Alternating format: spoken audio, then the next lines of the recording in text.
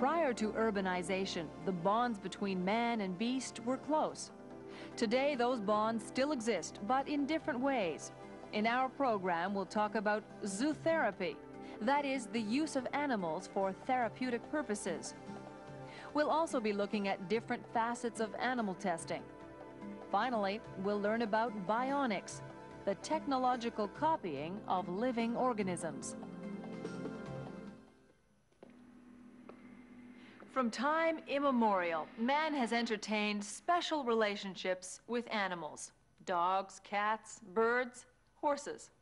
For adults and children alike, the family pet can become a faithful friend, an affectionate companion.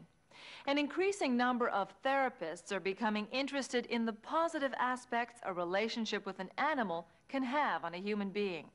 This is called zootherapy. It was during the 60s that the era of prescription animals began. Today we are well aware of the beneficial aspects of zootherapy, but we have yet to discover its many and varied applications.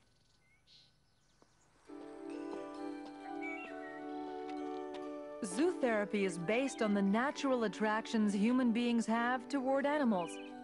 Animals give their affection unconditionally.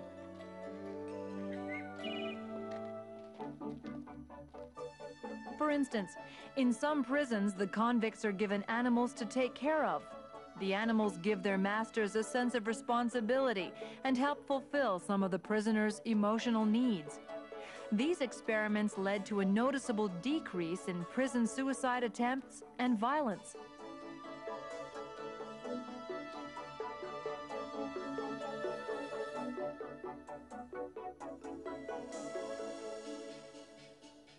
Zootherapy works equally well with physically and mentally handicapped people.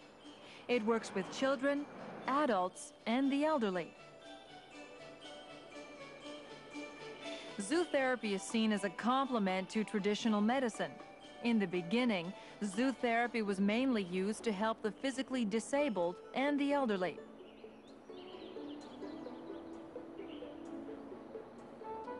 Let's take, for instance, the case of an older person who suffers from arthrosis. Arthrosis affects the joints. Through play and games, the animal makes the person exercise while having fun.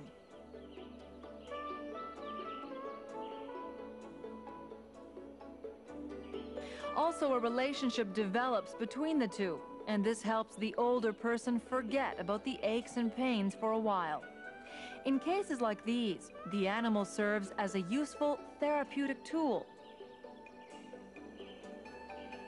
Another form of zootherapy is animals trained to assist people with physical disabilities. Since recently, capuchin monkeys are being trained to perform basic everyday tasks on command: move objects, open a door, turn on a light, and even run a tape recorder. The monkeys begin their training when they are only 3 years old. They are taught to respond to orders and are shown the objects to handle with a beam of light. When the animal succeeds, the trainer or the disabled person rewards it by activating a dry fruit distributor. Once trained, the monkeys will spend all their time with the handicapped person they are assigned to. A relationship then grows between the person and the animal, based on need, of course, but also on affection. Zootherapy also serves a third function: helping therapists diagnose psychic illnesses.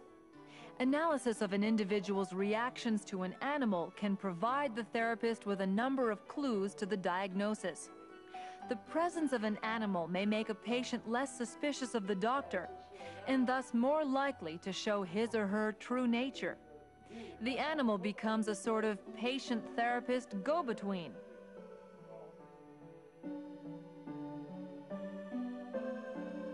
Animal therapy is particularly successful in treating children with mental illnesses or with autism. Autistic children are severely withdrawn and do not develop bonds with the world around them.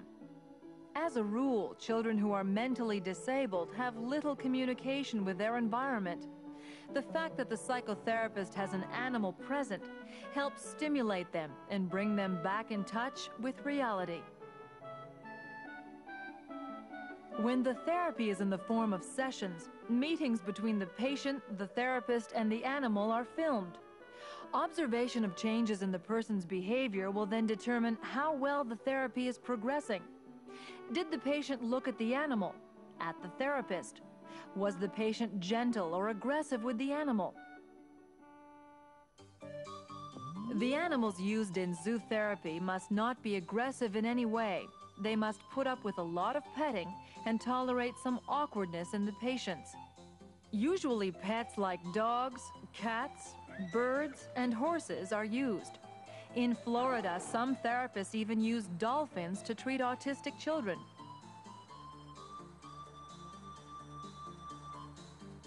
In other cases, zootherapy provides an element of stability in the lives of adult patients suffering from psychiatric disorders. It can sometimes even help reduce drug intake. The effects of animal therapy on humans are not only psychological. Studies have proven that petting an animal can lower high blood pressure considerably. In the same way, watching fish in an aquarium is just as effective in reducing high blood pressure as other relaxation techniques, such as meditation or biofeedback. Greater longevity has also been noted in elderly people or heart surgery patients who have an animal companion.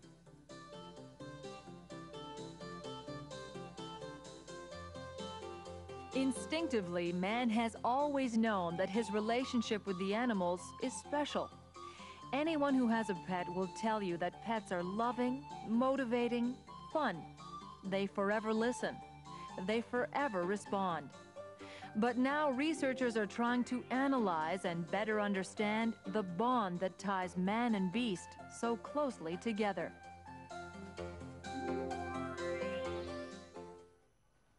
Children become totally and unconditionally attached to animals. They are convinced that animals have the same feelings as human beings. As a child, you may yourself have mourned a lost pet and buried it with solemn reverence. But our adult relationships with animals are contradictory. On the one hand, we have our friends, the animals, and on the other, we have everything we have invented to put them at our service, including the horse and carriage, rabbit stew, and fur coats. And of course, animal experimentation is another area where animals continue to serve human beings. Sheep, dogs, mice, monkeys, practically any animal can be a guinea pig. Even fruit flies and embryos of chickens are used for some studies. Animal testing has gone on for some years now, and by all accounts, it still seems indispensable.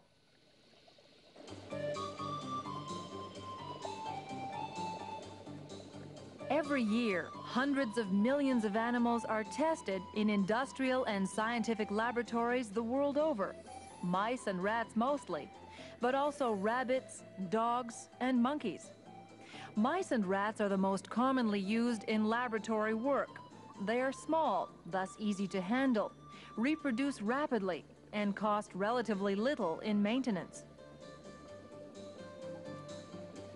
For the past 50 years or so, animals have been bred specifically for the purpose of research. The breeding of these small rodents constitutes a veritable industry. Large-scale breeding requires total asepsis. The mice are bred in airtight chambers in which pressure, temperature, humidity, and air quality are controlled. The staff working there are subject to strict aseptic conditions so as not to contaminate the animals. The staff take care of the rodents and monitor them regularly for any signs of bacterial contamination. If a colony of mice is found to be contaminated, aseptic cesarean sections are performed to ensure the baby mice will be germ-free. Nowadays, some fields of research, such as genetics and cancerology, require animals with known genetic heritage. Lineages are created that are blood-related, that is, mice colonies obtained by inbreeding brothers and sisters. This type of inbreeding maintains the homogeneous genetic characteristics of a mouse colony. Mice can also be bred at will with diabetes, high blood pressure, or obesity. These animals are obtained by selection or crossbreeding, or by genetic intervention. In all, some 500 mutations causing various pathologies have been collected. The mutations are permanent transformations in the DNA molecule, basis of the genetic material. All these animals are bred specifically for industry and research. Laboratory animals are essential for some areas of research. For example, research in cardiology is striving to develop drugs that will counter coronary thrombosis. When an artery that irrigates the heart is obstructed, the heart begins to die. Researchers are testing drugs on dogs to see if they can delay damage to heart tissue. Animal experimentation makes it possible to study short and long-term effects of the treatment on the dog. Then, if the tests are conclusive, clinical testing can go ahead on humans. Animal testing is also an important step in the development of new drugs. Before a drug can be administered to a human being, tests have to be conducted for effectiveness and toxicity on 2 mammals, one of which must not be a rodent. However, there are areas in industry and research where animal testing is no longer required. Such is the case of vaccines. The vaccine against rabies, for instance, is now manufactured thanks to new cell culture techniques. Rabies is a virus that affects the nervous systems of a number of mammals, including man. It multiplies inside the cells, causing them to die. Formerly, it was necessary to sacrifice young mice and sheep to produce the vaccine.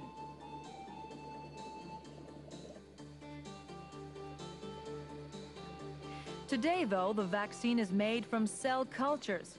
The technique for this consists of isolating the animal cells and inoculating them in tanks filled with a nutritive liquid and plastic microbeads. The cells settle on the microbeads where they multiply. Then the virus that develops in the cells is inoculated.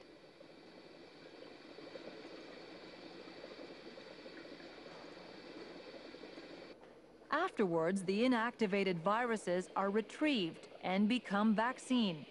In this case, cell cultures replace animal testing. Other techniques to substitute animal testing have been developed.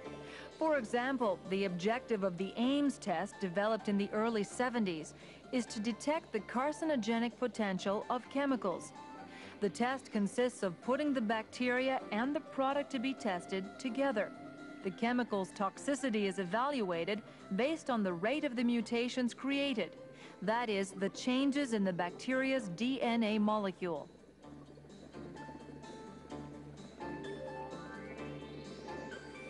This test is done on many drugs to check their levels of toxicity.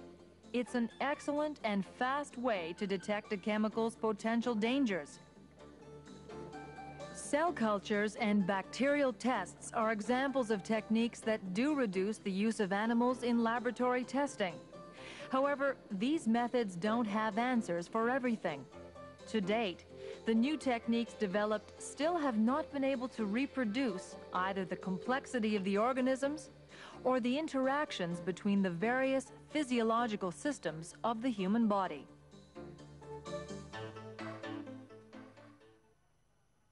Experiments on animals have sometimes led to their abuse or ill treatment. Today, every nation is responsible for setting up its own code of ethics and seeing that it is respected. Such codes usually stipulate that the animals be well fed, bred in satisfactory sanitary conditions, and be avoided any unnecessary suffering. You mustn't think this is based on noble intentions alone. Research conducted on animals who are in poor health will not produce reliable results. The last form of animal contribution I want to talk about is surprising. It's bionics. Don't get me wrong, bionics is not about creating completely robotic supermen or superwomen. The objective of bionicians is much broader, finding out all about nature's secrets, deducing their principles of construction, and drawing inspiration from them to create new technologies.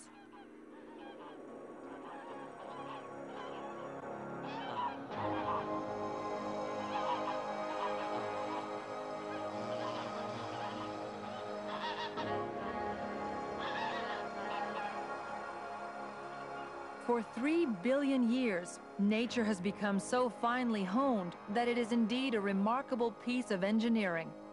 Man has often been inspired by nature's inventions, in his building of airplanes or boats, for example, drawing the principles from the morphology of birds, fish, and aquatic mammals.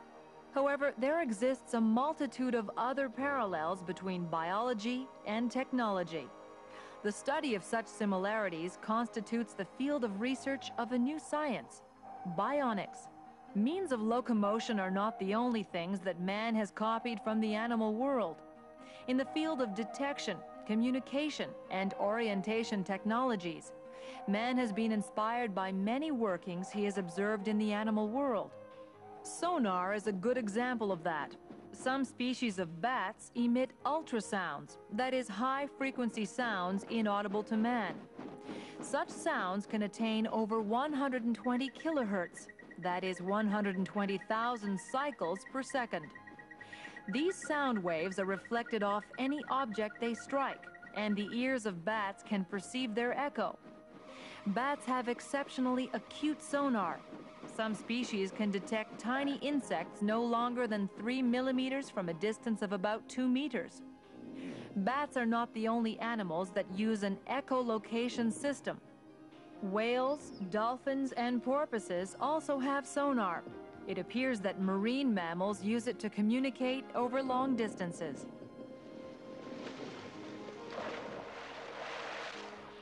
The discovery of this principle in animals enabled us to develop sonar. It is a device that makes underwater sound waves and retrieves the echoes. Sonar is used to detect submarines, for instance, but it is also used by fishermen to locate schools of fish.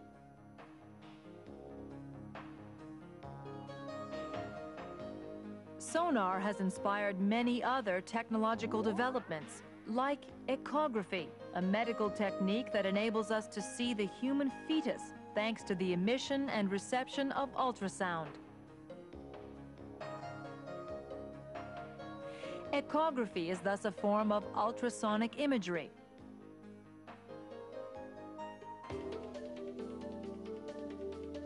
This same principle of imagery by ultrasound is also applied in industry. By scanning the structure of materials, any cracks or other defects in materials can be detected. For instance, in aeronautics, it is used to verify the quality of the welding of an airplane's engine parts.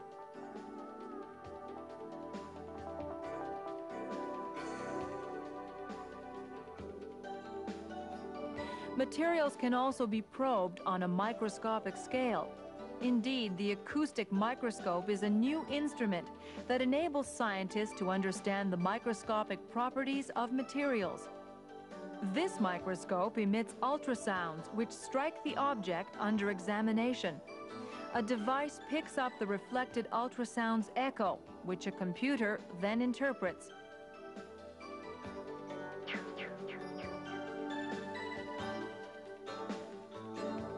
The apparatus is capable of examining the microstructure of certain polypropylenes used to make containers.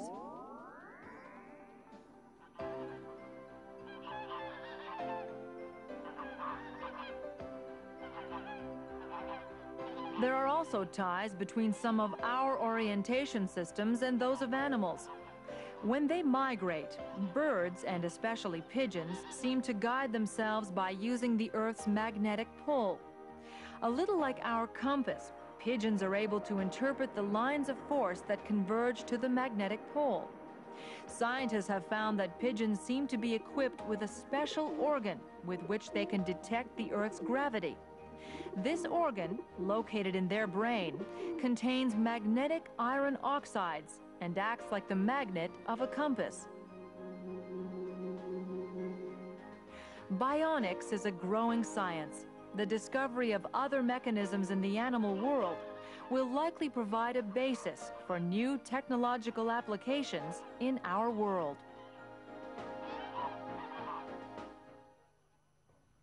Life on Earth has evolved for billions of years and has found many economical and effective ways to meet reality's challenges.